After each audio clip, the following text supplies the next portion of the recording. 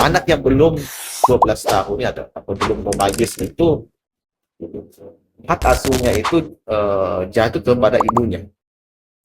Assalamualaikum warahmatullahi wabarakatuh. Selamat datang kembali di podcast kami. Senang sekali bisa menyapa teman-teman semua. Kali ini kami akan membahas topik yang sangat penting, yaitu hak asuh anak dalam dinamika perceraian di era modern. Hak asuh anak bukan sekadar soal siapa yang menang dalam pengadilan, tapi apa yang terbaik untuk si anak. Saya Dera dan saya tak sendiri. Saya ditemani oleh partner saya, yaitu Andi Salman Al-Farisi. Baik, di sini kami dari Departemen Advokasi Ayen Bone, dan seperti biasa kami lagi-lagi mengundang narasumber yang luar biasa, keren dan juga inovatif dan ahli dalam bidangnya. Jadi jangan skip ya, tetap stay sampai akhir karena pembahasan kita kali ini sangat relevan dan dengan kondisi keluarga, khususnya terkait terjadi perceraian. Kira-kira bagaimana sih pertimbangan hukum dalam menentukan hak asuh anak? Apakah hak asuh anak harus pada ibu atau ada kondisi untuk ayah?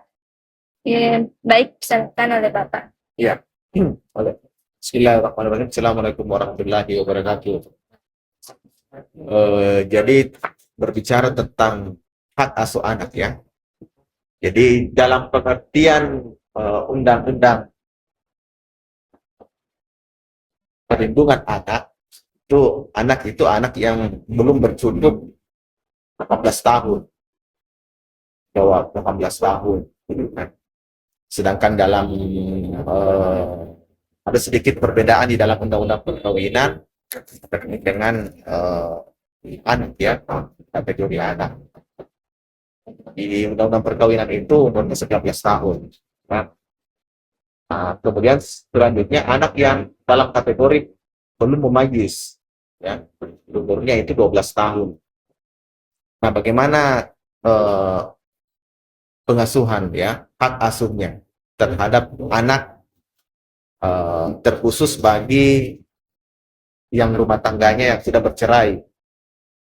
Apakah jatuh ke ibunya ataukah jatuh ke ayahnya? Nah, menurut ketentuan hukum di Indonesia, anak yang belum 12 tahun ya, atau belum memayis itu hak asuhnya itu jatuh kepada ibunya, ya, jatuh kepada ibunya. Jadi ketentuan umumnya seperti itu. Jadi anak yang belum 12 tahun itu jatuh kepada ibunya. Bagaimana kalau di atas 12 tahun? Ya. Kalau di atas 12 tahun itu, anak akan diambil keterangannya, apakah dia ikut dengan ibunya, ataukah ikut dengan ayahnya. Ya. Nah, itu. Jadi ketika umur 12 tahun lebih, sampai dengan umur 18 tahun, ya, atau dalam ketentuan lainnya, sampai anak itu telah menikah, ya, itu hak asuhnya itu anak yang memilih apakah dia mau ke ibunya atau ke bapaknya. Nah, itu dalam kategori hak asuh. Jadi ada tingkatan-tingkatan hak asuh dalam peraturan perundang-undangan itu. Jadi hak asuh itu pertama, kalau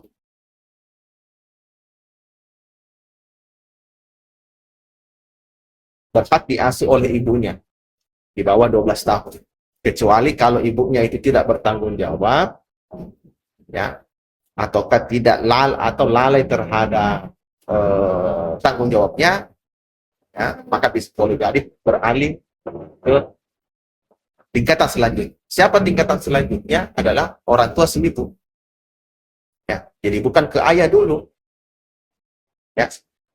Jadi setelah ibu kandungnya, ya, kemudian ke orang tua si ibu. Nah, setelah orang tua si ibu baru jatuh ke ayahnya.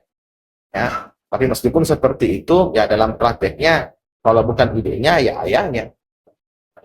Kalau bukan ibunya, ayahnya. Jadi itu ketentuan umum yang harus itu. Boleh juga dilakukan hak asuh bersama. Hak asuh bersama. Jadi tidak ada menentukan siapa yang berhak mengasuh. Tetapi dilakukan secara bersama ayah dan ibu. Ataukah salah satunya misalnya ayahnya yang mendapatkan hak asuh, tetapi di dalam ketentuannya di situ biasanya dalam praktiknya tetap membuka akses, ya, tetap membuka akses bagi seorang ibu untuk bertemu dengan anaknya. Jadi ayah nggak boleh menutup pintu akses untuk bertemu dengan ibu kandungnya, ya. Jadi nggak boleh ayahnya itu menuntut akses anaknya untuk bertemu dengan ibunya, ya. Jadi ketentuannya seperti itu. Menurut Saya ingin bertanya mengenai bagaimana posisi misalkan sang anak tersebut sudah dikatakan remaja atau dewasa dan bisa menyatakan keinginannya mau tinggal di ibu atau sama ayahnya. Apakah keinginan tersebut bisa mempengaruhi keputusan hakim? ya, itulah yang tadi saya sampaikan, ya. Ketika anak yang sudah berumur 12 tahun ke atas, maka anak, ya, di 12 tahun itu perkirakan SMP, ya. SMP kelas 1. Ya, ada juga kelas 6 SD, ya. Kalau terlambat ininya sekolahnya. Biasanya itu SMP kelas 1. Nah, maka akan disuruh pilih, ya. Akan disuruh milih apakah dia mau ke ayahnya ataukah mau ke ibunya. Nah, jadi itu. Karena kenapa? Di dalam aturannya memang ketika umur 12 tahun itu itulah dianggap sebagai sudah memanis. Ya, memanis. Nah, ada persoalan yang menarik di dalam hak asuh ini.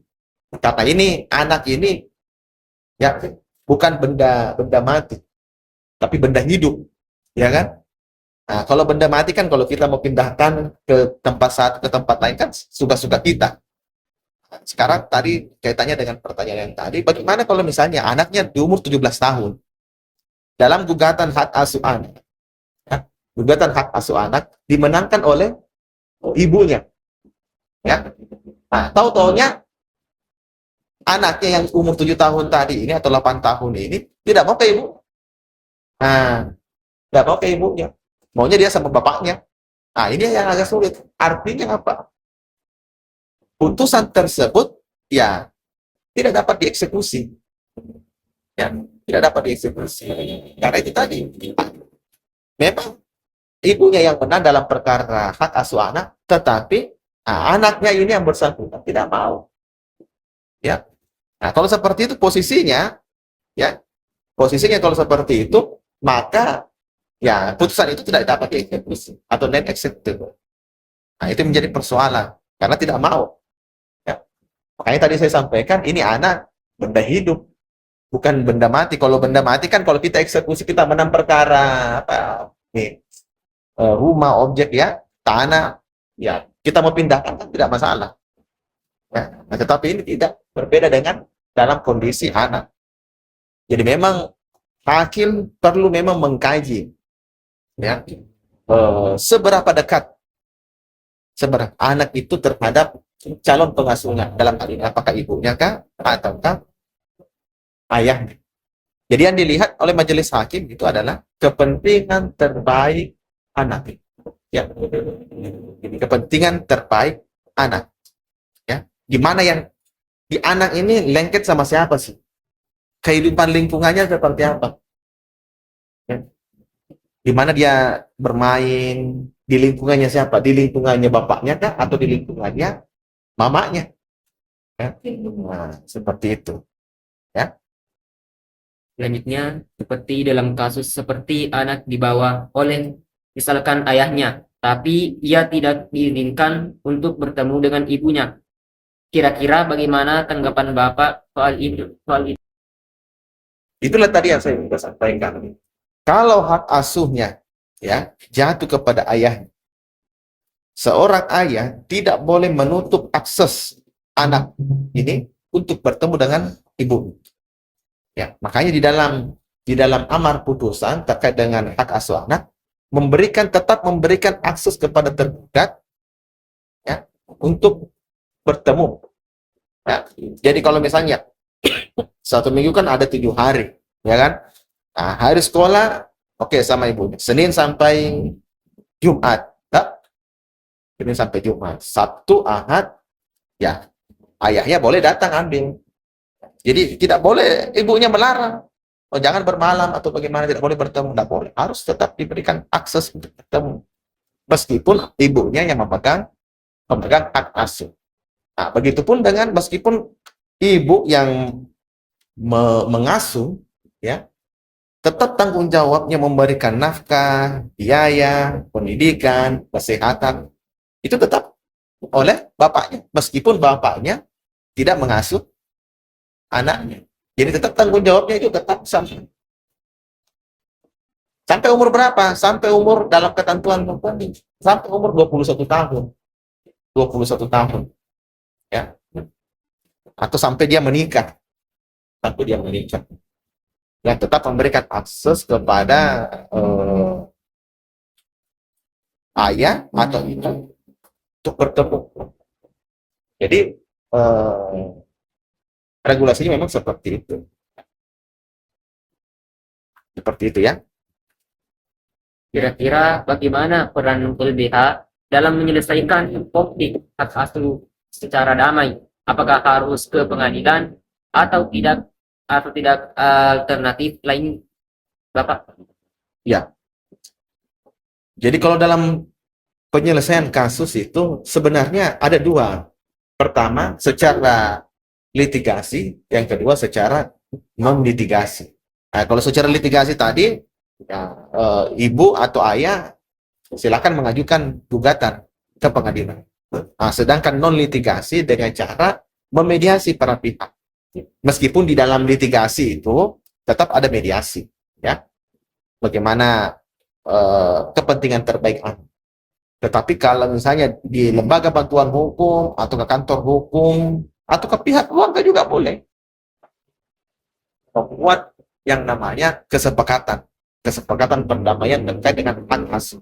Jadi dalam ketentuannya itu boleh melakukan pendekatan mediasi, ya, jika memang diperlukan, ya, karena biar bagaimana pada saat mengajukan gugatan, mediasi juga tetap akan ditempuh di dalam proses persidangan, ya. Jadi mediasi dalam hal ini dibantu oleh seorang mediator. Siapa itu mediator? Ya, orang yang sudah mengikuti pelatihan pendidikan, ya, mediator. Kemudian dibuktikan dengan sertifikat, ya, mediatornya. Jadi biasanya di LBH itu ada mediator yang bersertifikat. Di kantor hukum juga atau law firma juga ada ini mediator yang bersertifikat. Ya silakan dimediasi tanpa harus mengajukan gugatan.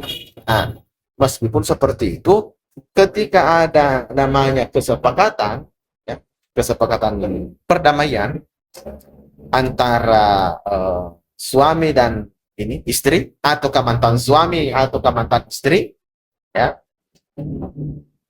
Nah, kesepakatan perdamaian itulah boleh dibuatkan namanya akta perdamaian. Ya, akta perdamaian. Jadi akta perdamaian akan dibuatkan di pengadilan, dalam bentuk permohonan, bukan lagi sengketa, ya. Nah, jadi terkait dengan pembuatan akta perdamaian supaya, ya, mulai dari biayanya, tempat tinggalnya. Kalau misalnya salah satu pihak, anggaplah yang memiliki pemegang hak asuh lalai terhadap, ya, kewajibannya, tanggung jawabnya, maka hak asuhnya itu boleh dicabut dan beralih kepada misalnya dari ke ayahnya. Kalau hak asuhnya itu jatuh ke ibunya, bisa dituangkan dalam kesepakatan perdamaian itu. Biayanya semua ditanggung oleh suami ya atau ayahnya. Nah, ya. Jadi kesepakatan perceraian itu dibuatkan kemudian nanti apa namanya dituangkan dalam akte perdamaian. Ya. Baik, Pak, di sini ada beberapa pertanyaan. Bagaimana dengan anak yang memiliki latar belakangan mental seperti autis yang tidak bisa memilih? Yang tidak bisa memilih, ya. Nah, jadi begini, kalau misalnya dalam kategori dia sakit atau dia mengalami gangguan ya, ini tadi saya sudah sampaikan, ketika anaknya itu dalam kategori 12 tahun ke bawah, maka boleh ya ibunya, dominan ibunya yang merawat, ya, dominan ibunya. Nah, bagaimana kalau misalnya 12 tahun ke atas, ya kan? Nah, tetap akan dipertimbangkan oleh majelis hakim, ya. Nah, selama ini prakteknya saya belum dapat ya, prakteknya kalau dalam kondisi anak dalam kondisi autis, ya. Tetapi dari segi apa namanya regulasi, jadi kalau memang dalam proses pengobatannya, lingkungannya, rumah sakitnya, tempat apa namanya berobat, ya, terapi ya, terapinya dekat dengan rumahnya ibunya, ya maka biasanya itu tadi karena dari segi kesehatan, pendidikan, begitu pun dengan sekolahnya, ya. Nah, kalau sekolahnya di SLB, sekolah luar biasa, nah, dekat dengan rumah ibunya, ya maka ibunya, ya. Nah, meskipun si anak ini tidak dapat memilih, nah, akan tetapi hakim akan mempertimbangkan, ya, majelis hakim akan mempertimbangkan. Jika anak trauma karena perceraian, perlukah pendapatnya dipertimbangkan? Trauma, Ya.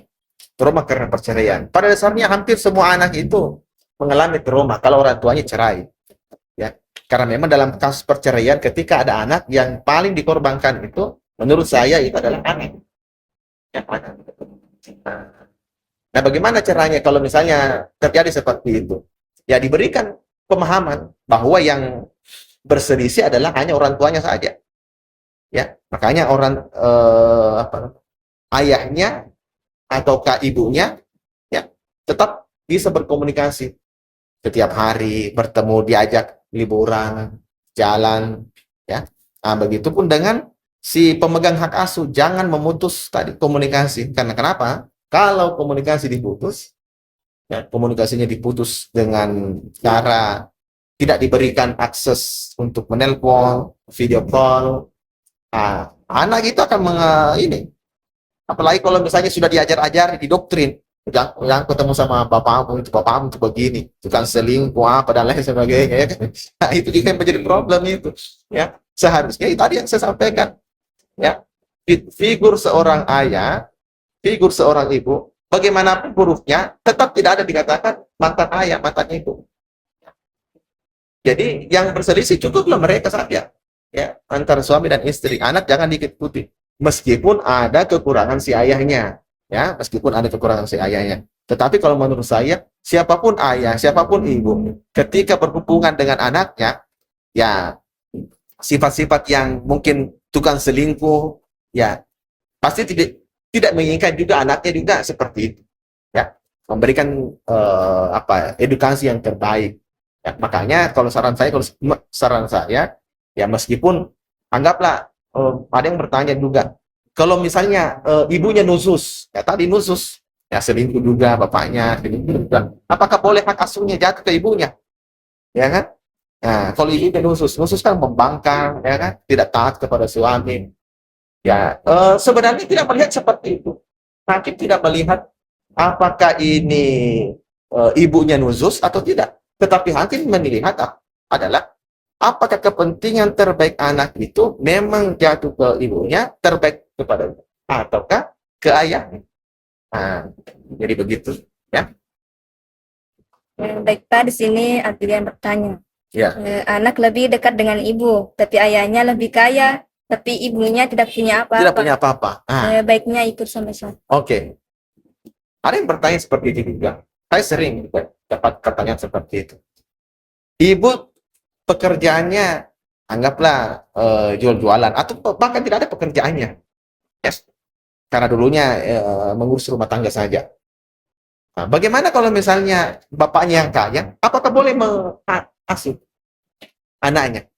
Ya, sebagaimana tadi saya sudah sampaikan, yang dilihat adalah kepentingan terbaik anak. Meskipun bapaknya kaya, mapan, mampu membiayai, tetapi kepentingan terbaik anak ini ada kepada ibunya. Ya, jadi tadi saya sudah menjelaskan, kalau seperti itu kondisinya, ya tetap kewajiban ayah membiayai anaknya sampai berumur 21 tahun atau sampai dia menikah. Ya, biasanya itu setiap tahunnya mengalami kenaikan, ya, kenaikan 10 sampai 20% setiap tahunnya. Jadi kalau misalnya di tahun, anggap tahun 2025 ini, ya diberikan biaya, ya, biaya kebutuhan sehari-hari di luar dari pendidikan, kesehatan, ya, jalan-jalan, ya, kurang 1 juta. Tahun depan, tahun 2026, ya tidak mungkin 1 juta lagi. Nah, biasanya mengalami kenaikan 10% sampai 20%. Jadi kalau 10%-nya, ya 100.000 dari 1 juta, berarti tahun depan dapatnya 1.100.000. Ya. Nah, siapa yang supply? Ya, ayahnya. Ya, ayahnya. Nah, bagaimana kalau dibalik? Ibunya yang mapan, ayahnya tidak ini. Apakah tetap wajib memberikan ini biaya kepada anaknya? Ya, jawabannya tetap. Berapapun. Ya, namanya kan kewajiban, tanggung jawab sebagai seorang ayah. Meskipun ibunya mapan. Tapi dalam prakteknya biasanya ya tidak usah biayai, saya juga mampu. Ya, biasanya kan seperti itu kalau ada istri yang mapan, ya. Tuh. Ya, seperti itu. Baik Pak, masih ada pertanyaan yaitu, Ya. Ayahnya bersalah karena selingkuh, tapi anak lebih dekat dengan ayah. Apakah adil kalau anak memilih ayahnya? Ya. Ya, itu tadi logikanya tadi. Jadi kalau misalnya ayah, ya, ayahnya selingkuh ataukah ibunya selingkuh, apakah bisa jatuh hak asuhnya kepada yang selingkuh itu? Ya, padahal yang dilakukan adalah perbuatan tercela, ya kan? Nah, sudah melanggar norma hukum, norma agama. Ya, jawabannya bisa jadi ya. Karena kepentingan terbaiknya ada dalam lingkungan si ayahnya, meskipun perbuatan si ayah itu ya tercela ataukah perbuatan si ibunya itu dianggap khusus, ya. Karena kenapa? Ya, memang dilihat dari segi kepentingan terbaik, ya. Nah, kepentingan terbaik. Karena itu makanya dalam perspektif hak asuh itu boleh dicabut. Boleh dicabut. Jadi tidak mutlak. Jadi kalau misalnya hak asuhnya jatuh ke ibunya terus sampai ini. Jadi kalau lalai tidak bertanggung jawab, apakah masih ibunya? Jawabannya tidak. Sepanjang mampu dibuktikan ketika dia lalai, hak asuhnya, misalnya dalam hak asuhnya istri, ya, bertanggung jawab untuk memberikan perlindungan, pendidikan, kesehatan. Tahu-taunya, ya, dia sudah nikah, kemudian punya anak dari pernikahan keduanya, anak yang dari pernikahan pertama tidak diurus, bisa hak asuhnya dicabut. Karena kenapa? Dia lalu tidak bertanggung jawab, ya, mengurus, ya, memberikan pendidikan yang baik. Nah, yang punya hak asuh ini pergi merantau, sedangkan anaknya ditinggal. Itu juga tidak relevan, ya. Nah, bisa jadi hak asuhnya itu dicabut. Kalau seperti itu. Pertanyaan terakhir Pak, Ya. mohon maaf Pak, kira-kira apa pesan Bapak bagi pasangan yang bercerai agar tetap bisa menempatkan kepentingan anak sebagai yang utama dalam proses hak asuh anak ini? Ya, saran saya begini, ini bagi pasangan yang sudah bercerai, ya, terkait dengan hak asuh anak. Jadi jangan jadikan, karena memang anak ini aset yang luar biasa, ya. Jadi jangan jadikan anak itu sebagai korban perceraian. Bagaimana caranya? dengan cara tetap membuka komunikasi yang baik. Tetap membuka komunikasi yang baik meskipun antara ibu dan ayahnya itu sudah bercerai. Dengan cara apa? Ya sekali-kali ya diajak jalan bareng, ya buka komunikasi video call, ya kan? Tetap seorang ayah memberikan biaya, ya pendidikan, kebutuhan sehari-hari, kesehatan, ya. Nah, karena kenapa? Ketika tidak ada komunikasi, tidak ada tanggung jawab ya terhadap si anak ini, ya, nah, maka akan berimbas nanti. Ya. Maka kemudian bagi si pemegang hak asuh, ya jangan doktrin anaknya, pengaruhi anaknya bahwa ya bapakmu itu seperti ini, sehingga apa? Anak menjaga jarak terhadap si ayahnya ataukah si ibunya. Jadi pemegang, meskipun Anda sebagai pemegang hak asuh, jangan doktrin, jangan berikan pemahaman bahwa ayahmu seperti ini, ibumu seperti ini. Tetap komunikasi yang baik. Meskipun ada kesalahan dan kekhilafan bagi seorang ayah dan seorang ibu. Tetapi kalau untuk ayah dan hubungan emosional antara ayah dan anak, ibu dan anak, itu tidak akan pernah putus. Itu tidak akan pernah putus. Makanya kalau untuk bagaimana caranya supaya anak ini tumbuh kembangnya baik, ya, tumbuh kembangnya baik, nah, berikanlah pemahaman. Pun ayahnya ya suka keluyuran, suka apa selingkuh, ya, atau KDRT, ya perceraiannya karena KDRT, ya sampaikan, ya tidak usah di publik, ya itu urusan privat saja antara ayah dan ibu. Persoalannya ayah dan ibu, jangan tarik-tarik anak, karena kapan ditarik, ya kemudian didoktrin, itu akan menambah persoalan. Nah, itu saran saya, ya. Baik, itulah pesan terakhir dari Bapak. Sampai disinilah kira-kira podcast kami. Saya Dera dan Salman mengakhiri podcast kami dengan mengucapkan terima kasih dan wassalamualaikum warahmatullahi wabarakatuh. Ya, waalaikumsalam.